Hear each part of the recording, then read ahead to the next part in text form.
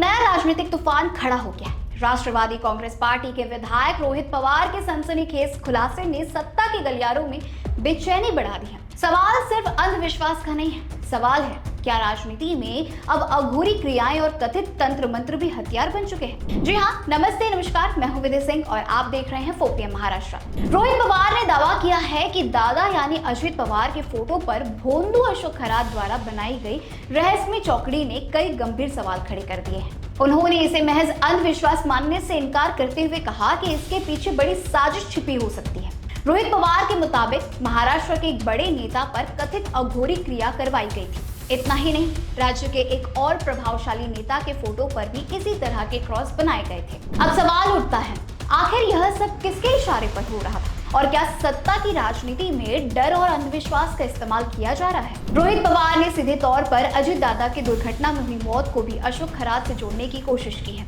उन्होंने दावा किया कि खरात के पास फोटो पर क्रॉस बनाने की एक खास पद्धति थी जिसे वह कथित तौर पर जादू टोना बताता था। रोहित पवार ने कहा कि महाराष्ट्र अंधविश्वास को कभी स्वीकार नहीं करता, लेकिन विकृत मानसिकता रखने वालों के इरादों को नजरअंदाज करना भी खतरनाक हो सकता है। ये बयान आते ही राजनीति गर्मा गई है। विपक्ष का आरोप है कि भाजपा सरकार के दौरे में ऐसे तत्वों के हौसले बढ़ाए गए हैं और सच्चाई सामने लाने वालों पर दबाव बनाया जा रहा है। सबसे गंभीर आरोप तब सामने आए जब रोहित पवार ने दावा किया कि अशोक खरात को जेल के अंदर ही खत्म करने की साजिश रची जा रही है।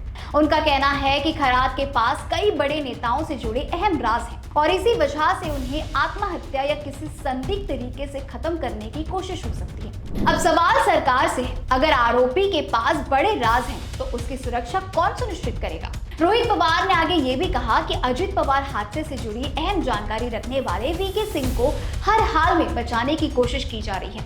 यानी मामला अब सिर्फ एक व्यक्ति तक सीमित नहीं रही बल्कि पूरे राजनीतिक नेटवर्क तक पहुंचता नजर आ रहा है। इसी बीच अशोक खरात का नाम एक और बड़े घोटाले में सामने आया है। शिरडी में जमीन सौदे से धोखाधड़ी का गंभीर आरोप लगा है। आरोप है कि 4 एकड़ जमीन 5 करोड़ में खरीदकर 10 करोड़ रुपए की ठगी की गई।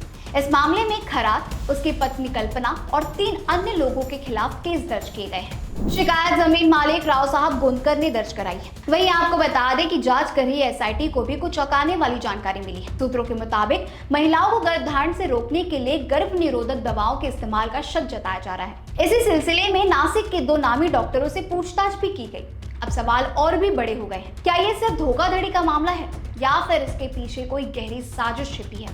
विपक्ष लगातार भाजपा सरकार पर निशाना साध रहा है। आरोप लगाया जा रहा है कि राज्य में कानून व्यवस्था कमजोर हो रही है और गंभीर मामलों की जांच राजनीतिक दबाव में प्रभावित हो रहा है।